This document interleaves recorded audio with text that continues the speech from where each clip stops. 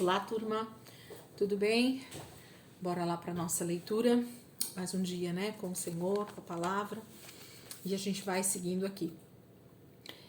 Hoje o quarto dia, né? Quarto dia, quinta-feira, dia 5 de dezembro. E nós vamos seguir terminando com a carta de 2 Coríntios. 2 Coríntios, capítulo 10, 11, 12 e 13. Vamos pegar aqui. Deixa eu abrir aqui. 2 Coríntios, capítulo 10 em diante, a gente finaliza o livro, a carta, né? Hoje, para a glória de Deus. Capítulo 10 diz assim: Eu, Paulo, pela mansidão e pela vontade de Cristo, apelo para vocês, eu que sou humilde quando estou face a face com vocês, mas audaz quando ausente. Rogo a vocês que, quando estiver presente, não me obriguem a agir com audácia, tal como penso que ousarei fazer, para com alguns que acham que procedemos segundo os padrões humanos. Pois, embora vivamos como homens, não lutamos segundo os padrões humanos. As armas com as quais lutamos não são humanas. Ao contrário, são poderosas em Deus para destruir fortalezas, destruirmos argumentos e toda pretensão que se levanta contra o conhecimento de Deus. E levamos cativo todo pensamento para torná-lo obediente a Cristo. E estaremos prontos para punir todo ato de desobediência, uma vez estando completa a obediência de vocês. Vocês observam apenas a aparência das coisas. Se alguém está convencido de que pertence a Cristo, deveria considerar novamente consigo mesmo que, assim como ele, nós também pertencemos a Cristo. Pois mesmo que eu tenha me orgulhado um pouco mais da autoridade que o Senhor nos deu, não me envergonho disso, pois essa autoridade é para edificá-los e não para destruí-los. Não quero que pareça que estou tentando amedrontá-los com as minhas cartas, pois alguns dizem, as cartas dele são duras e fortes, mas ele pessoalmente não me impressiona e sua palavra é desprezível.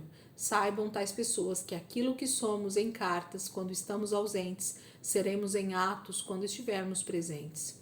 Não temos a pretensão de nos igualar ou de nos comparar com alguns que se recomendam a si mesmos. Quando eles se medem e se comparam consigo mesmos, agem sem entendimento. Nós, porém, não nos gloriaremos além do limite adequado, mas limitaremos nosso orgulho à esfera de ação que Deus nos confiou, a qual alcança vocês, inclusive. Não estamos indo longe demais em nosso orgulho, como seria se não tivéssemos chegado até vocês, pois chegamos a vocês com o Evangelho de Cristo. Da mesma forma, não vamos além de nossos limites, gloriando-nos de trabalhos ou de que outros fizeram. Nossa esperança é que, à medida que for crescendo a fé que vocês têm, nossa atuação entre vocês aumente ainda mais, para que possamos pregar o Evangelho nas regiões que estão além de vocês, sem nos vangloriarmos de trabalho já realizado em território de outro. Contudo, quem se gloriar, glorie-se no Senhor, pois não é aprovado que a si mesmo se recomenda, mas aquele a quem o Senhor recomenda. Paulo vai falar sobre a arrogância, né? De irmãos que falam sem entender o chamado, o apostolado que está sobre a vida de Paulo, né? Nós precisamos entender sobre o princípio de autoridade, sobre o princípio de hierarquia, porque foi o próprio Senhor quem instituiu isso. Não para que nós sejamos realmente dominadores uns dos outros, mas por uma simples organização e níveis mesmo de hierarquia, para que o cuidado de um para com os outros seja ainda maior. Então, quando a gente entende isso, a gente é submisso, né? Isso tem a ver até com o pecado. Se a gente não entender a submissão, nós não conseguimos entender o quanto nós precisamos depender e ser submissos do Senhor. Então, é um princípio bem interessante. Capítulo 11. Espero que vocês suportem um pouco da minha insensatez. Sim, por favor, sejam pacientes comigo. O zelo que tenho por vocês é um zelo que vem de Deus. Eu os prometi a um único marido, Cristo, querendo apresentá-los a Ele como uma virgem pura. O que receio e quero evitar é que, assim como a serpente enganou Eva com astúcia, a mente de vocês seja corrompida e se desvie da sua sincera e pura devoção a Cristo. Pois se alguém tem pregado a vocês um Jesus que não é aquele que pregamos, ou se vocês acolhem um espírito diferente do que acolheram, ou um evangelho diferente do que aceitaram, vocês o toleram com facilidade. Todavia, não me julgo nem um pouco inferior a esses superapóstolos. Eu posso não ser um orador eloquente, contudo tenho conhecimento. De fato, já manifestamos isso a vocês em todo tipo de situação. Será que cometi algum pecado ao humilhar-me a fim de elevá-los, pregando a vocês gratuitamente o Evangelho de Deus? Despojei outras igrejas, recebendo delas sustento, a fim de servi-los. Quando estive entre vocês e passei por alguma necessidade, não fui um peso para ninguém, pois os irmãos, quando vieram da Macedônia, supriram aquilo de que eu necessitava. Fiz tudo para não ser pesado a vocês e continuarei a agir assim. Tão certo como a verdade de Cristo está em mim, ninguém na região da Caia poderá privar-me deste orgulho. Por quê? Porque não amo vocês? Deus sabe que os amo e continuarei fazendo o que faço, a fim de não dar oportunidade àqueles que desejam encontrar ocasião de serem considerados iguais a nós nas coisas de que se orgulham. Pois tais homens são falsos apóstolos, obreiros enganosos, fingindo-se apóstolos de Cristo. Isso não é de admirar, pois o próprio Satanás se disfarça de anjo de luz. Portanto, não é surpresa que os seus servos finjam ser servos da justiça. O fim deles será o que as suas ações merecem. Faço questão de repetir, ninguém me considere insensato, mas se vocês assim me consideram, recebam-me como receberiam um insensato, a fim de que eu me orgulhe um pouco. Ao ostentar esse orgulho, não estou falando segundo o Senhor, mas como insensato, visto que muitos estão se vangloriando de modo bem humano, eu também me orgulharei. Vocês, por serem tão sábios, suportam de boa vontade os insensatos. De fato, vocês suportam até quem os escraviza ou os explora, ou quem se exalta ou lhes fere a face. Para minha vergonha, admito que fomos fracos demais para isso. Naquilo em que todos os outros se atrevem a gloriar-se, falo como insensato. Eu também me atrevo. São eles hebreus? Eu também. São israelitas? Eu também. São descendentes de Abraão? Eu também. São eles servos de Cristo? Estou fora de mim para falar desta forma. Eu ainda mais. Trabalhei muito mais, fui encarcerado mais vezes, fui açoitado mais severamente e exposto à morte repetidas vezes. 5 vezes recebi dos judeus 39 açoites. 3 vezes fui golpeado com varas, 1 vez apedrejado. 3 vezes sofri naufrágio, passei uma noite e um dia exposto à fúria do mar. Estive continuamente viajando de uma parte a outra. Enfrentei perigos nos rios, perigos de assaltantes, perigos dos meus compatriotas, perigos dos gentios, perigos na cidade, perigos no deserto, perigos no mar e perigos dos falsos irmãos. Trabalhei arduamente, muitas vezes fiquei sem dormir, passei fome e sede e muitas vezes fiquei em jejum. Suportei frio e nudez. Além disso, enfrento diariamente uma pressão interior, a saber, a minha preocupação com todas as igrejas. Quem está fraco que eu não me sinta fraco? Quem não se escandaliza que eu não me queime por dentro? Se devo orgulhar-me, que seja nas coisas que mostram a minha fraqueza. O Deus e Pai do nosso Senhor, o Deus e Pai do Senhor Jesus, que é bendito para sempre, sabe que não estou mentindo. Em Damasco, o governador nomeado pelo rei Aretas mandou que se vigiasse a cidade para me prender, mas de uma janela na muralha fui baixado numa cesta e escapei das mãos dele. Paulo vai falar sobre essa questão do orgulho, né? Muito na carta de 1 Coríntios, agora na carta de 2 Coríntios, ele enfrenta uma oposição muito forte por parte de falsos irmãos ali na igreja, falsos líderes, né, querendo tomar o lugar de autoridade naquele lugar e inclusive de colocar os irmãos contra Paulo, né, dizendo que Paulo não tem parte ali com eles ou pregando realmente um evangelho diferente. E a gente sabe que isso acontece desde que o mundo é mundo, né? As falsas doutrinas, as falsas religiões, elas vão se infiltrando de pouco a pouco no genuíno evangelho, né? Na genuína autoridade da palavra, né? E vai tentando deturpar a mente, né? Entrando na mente dos irmãos para tentar mudar as coisas. Paulo diz que ele está irado, né, com esses irmãos que acham que passaram por tribulações, mas não passaram nem no início, né, do que tudo que Paulo passou. Ele vai falar um pouquinho nesse capítulo sobre os perigos, né, que ele foi passando durante todo esse tempo de pregação do Evangelho. Capítulo 12. É necessário que eu continue a gloriar-me com isso, ainda que eu não ganhe nada com isso, passarei as visões e revelações do Senhor. Conheço um homem em Cristo que há 14 anos foi arrebatado ao terceiro céu. Se foi no corpo ou fora do corpo, não sei. Deus o sabe. E sei que esse homem, se no corpo ou fora do corpo, não sei, mas Deus o sabe.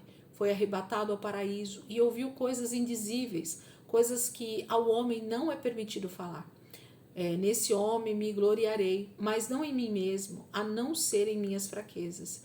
Mesmo que eu preferisse gloriar-me, não seria insensato, porque estaria falando a verdade. Evito fazer isso para que ninguém pense a meu respeito mais do que em mim vê ou de mim ouve. Para impedir que eu me exaltasse por causa da grandeza dessas revelações, foi-me dado um espinho na carne, um mensageiro de Satanás, para me atormentar. 3 vezes roguei ao Senhor que o tirasse de mim, mas ele me disse: minha graça é suficiente a você, pois o meu poder se aperfeiçoa na fraqueza. Portanto, eu me gloriarei ainda mais alegremente em minhas fraquezas, para que o poder de Cristo repouse em mim. Por isso, por amor de Cristo, regozijo-me nas fraquezas, nos insultos, nas necessidades, nas perseguições, nas angústias, pois quando sou fraco é que sou forte. Fui insensato, mas vocês me obrigaram a isso. Eu deveria ser recomendado por vocês, pois em nada sou inferior aos superapóstolos, embora eu nada seja. As marcas de um apóstolo, sinais, maravilhas e milagres foram demonstradas entre vocês com grande perseverança. Em que vocês foram inferiores às outras igrejas, exceto no fato de eu nunca ter sido um peso para vocês? Perdoem-me essa ofensa. Agora estou pronto para visitá-los pela 3ª vez, e não serei um peso, porque o que desejo não são seus bens, mas vocês mesmos. Além disso, os filhos não devem ajuntar riquezas para os pais, mas os pais para os filhos. Assim, de boa vontade, por amor de vocês, gastarei tudo o que tenho e também me desgastarei pessoalmente, visto que os amo tanto. Devo ser menos amado? Seja como for, não tenho sido um peso para vocês. No entanto, como sou astuto e os prendi com astúcia, porventura eu os explorei por meio de alguém que enviei a vocês? Recomendei a Tito que os visitasse, acompanhado de outro irmão. Por acaso Tito os explorou? Não agimos nós no mesmo espírito e não seguimos os mesmos passos? Vocês pensam que durante todo este tempo estamos nos defendendo perante vocês? Falamos diante de Deus como alguém que está em Cristo, e tudo o que fazemos, amados irmãos, é para fortalecê-los, pois temo que ao visitá-los não os encontre como eu esperava, e que vocês não me encontrem como esperavam. Temo que haja entre vocês brigas, invejas, manifestações de ira, divisões, calúnias, intrigas, arrogância e desordem. Receio que ao visitá-los outra vez, o meu Deus me humilhe diante de vocês e eu lamente por causa de muitos que pecaram anteriormente e não se arrependeram da impureza, da imoralidade sexual e da libertinagem que praticaram. Paulo começa a falar sobre essa questão dele até poder se gloriar, né? Dele até poder se exaltar, mas o próprio Deus o fez ter esse espinho na carne para que ele não se exaltasse diante da igreja, para que ele permanecesse realmente na dependência total do Senhor, porque ele passaria por muitas coisas, sendo realmente repudiado, né? Oprimido pelas igrejas, no sentido de que viriam os falsos mestres, os falsos profetas, os falsos irmãos, querendo, né, tomar posse daquilo que Paulo fez, querendo tomar o nome de tudo isso. E Paulo vai dizer que ele poderia se gloriar, mas ele prefere não, porque ele sabe que Deus o faz no tempo oportuno, no tempo certo, fazendo com que o exemplo dele seja seguido pela igreja. E ele teme realmente por como está a igreja em Corinto, se os irmãos realmente permaneceram fiéis na fé, né, nas suas práticas, mesmo sendo uma igreja tão cheia de dons, de ministérios, né? A gente percebe nitidamente que Paulo está tentando corrigir tantas coisas ao mesmo tempo nessas cartas, de tão profundo que ele está falando e escrevendo para eles. Capítulo 13. Esta será a minha terceira visita a vocês. Toda questão precisa ser confirmada pelo depoimento de 2 ou 3 testemunhas. Já os adverti quando estive com vocês pela segunda vez. Agora, estando ausente, escrevo aos que antes pecaram e aos demais. Quando voltar, não os pouparei. Visto que vocês estão exigindo uma prova de que Cristo fala por meu intermédio. Ele não é fraco ao tratar com vocês, mas poderoso entre vocês. Pois, na verdade, fui crucificado em fraqueza, mas vive pelo poder de Deus. Da mesma forma, somos fracos nele, mas pelo poder de Deus viveremos com ele para servir vocês. Examine-se para ver se vocês estão na fé. Provem a vocês mesmos. Não percebem que Cristo Jesus está em vocês, a não ser que tenham sido reprovados. E espero que saibam que nós não fomos reprovados. Agora oramos a Deus para que vocês não pratiquem mal algum, não para que os outros vejam que temos sido aprovados, mas para que vocês façam o que é certo, embora pareça que tenhamos falhado. Pois nada podemos contra a verdade, mas somente em favor da verdade. Ficamos alegres sempre que estamos fracos e vocês estão fortes. Nossa oração é que vocês sejam aperfeiçoados. Por isso escrevo estas coisas, estando ausente, para que quando eu for, não precise ser rigoroso no uso da autoridade que o Senhor me deu para edificá-los, e não para destruí-los.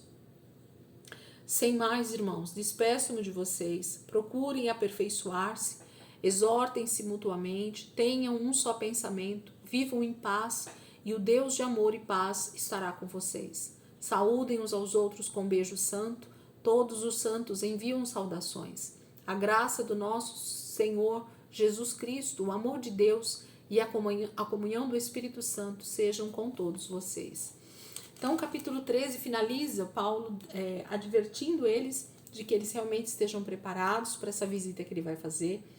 Ele está pronto a corrigir quem precisar ser corrigido, mas também a continuar edificando aqueles que querem ser edificados. Porque foi para isso que o Senhor chamou, né? Foi para isso que o Senhor nos chamou, para edificar a sua igreja, para fortalecer os irmãos que vão sendo acrescentados ao corpo de Cristo, né? Assim que nós devemos agir.